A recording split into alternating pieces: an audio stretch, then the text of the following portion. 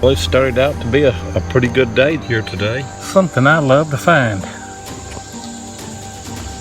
Suspender buckle. There you go, Keebs. Number one. Somebody was probably very, very upset when they lost that. Wow, what a great find.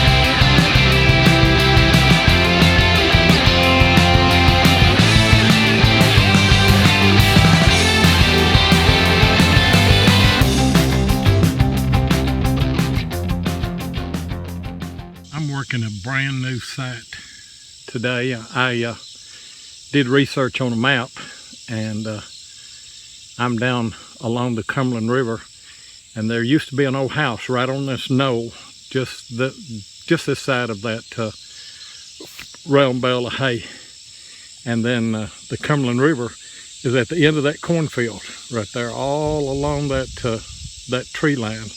Well, it started out to be a pretty good day here today. I've got my first signal is going to be an Indian head. I can't get a date off of it. I'm going to have to clean it a little bit. Been some fertilizer in this field, you can tell. But you can see the 1 cent on the back. I'll clean it up and get a date. I ran a toothpick over this Indian head scent. The back looks real good. It was laying with the back down. The front is in a lot worse shape. I can't tell if it's an 1886 or 1896. One of the two. I about halfway believe that it's an 1896. I can't get that third digit to clean up.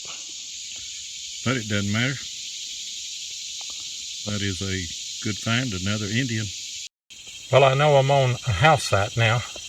This is part of a wood stove, part of the door off of it. I don't see any markings, but you can see it's decorative. I like it. Another piece to the puzzle. Something I love to find. Suspender buckle. In nice shape, brass. I love those. Any kind of suspender buckle I like. So maybe there's some more of those here. I've got another piece of this wood stove. Just up from that stove piece, and a piece of a cooking pot, a Dutch oven, I guess you call it. Got the handle right there. That's a nice find. Out of that hole right there, which is not deep because this is just about all solid rock. But let me see if I can get this focused in here. I found one of the best buttons I've ever found in my life. Here at the top, and I've already got it cleaned up, it says, United we stand. And then along the bottom, here you can see, divided we fall. This is a Kentucky state seal button. That's the first state seal button that I've ever found. I'm gonna have to do a little bit more research on that and see what the period would be on it. It's a two-piece button and the back is gone. I'm gonna hunt around some more and hopefully be able to find that back. But as you can see, it's bent a little bit right here. I didn't do that, and it's got a little crease right there in the front. Wow, what a great find. This one here rang up pretty good. It's a part to an oil lamp. I'd like to find the piece that had the wick adjuster on it, because those generally have a patent date. But anyway, that's a good find there. I've been pretty lucky on this site. Anytime that I find a piece of old iron kettle, I'm finding one with a loop or a handle on it. And none of this stuff is deep because it's solid rock up on this hill. But anyway, that's a good find right there. I'll take it. Well, it's late in the afternoon, kind of cooled down just a little bit, so I want to do a shout out. I want to do one today to Forrest Stinnett, a good buddy of mine, always commenting on my channel, commenting on my Facebook channel. I see him also commenting on Stealth Diggers and other Facebook pages.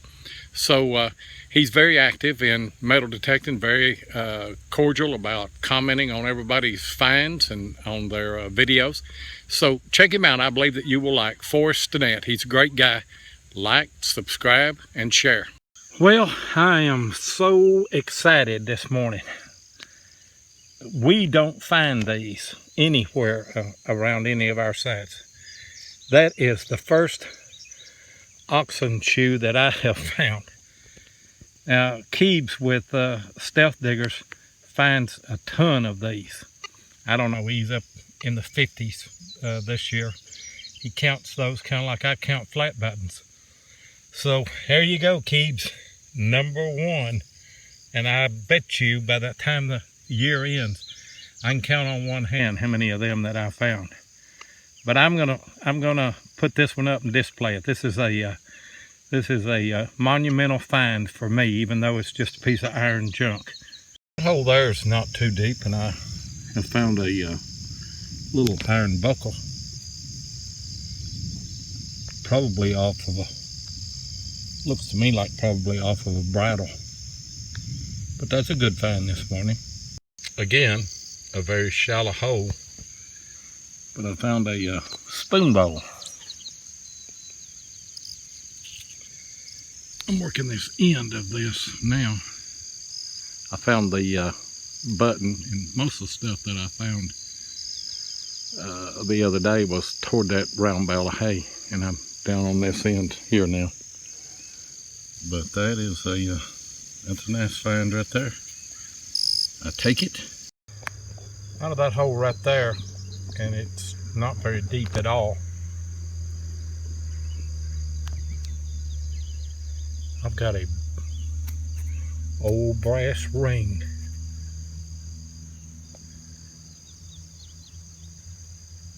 Wow, that's a great find right there, I tell you. I love that. I love finding those. I found a few of them, 2 or 3 at these old sites, but just imagine who wore that. This looks like a lady's ring right here. Somebody was probably very, very upset when they lost that. A lot of memories, a lot of personal find right here, no doubt. I don't know, maybe 6 inches down. This is a real nice part of a bridle bit here. I like that. Rang up about a 65, 66. I've dug a few modern 30-30, 30-06 shells right in here where people have deer hunted. I thought that's what this was going to be, but you never know. You got to dig it all. This is not a bad find right here. It's part of an axe that's been broken, and looks like it's probably been used as a wedge after it was broken. A wedge to split wood, what have you. That's a good find. I found that Kentucky state seal button right here in behind this roll of hay, just right in there.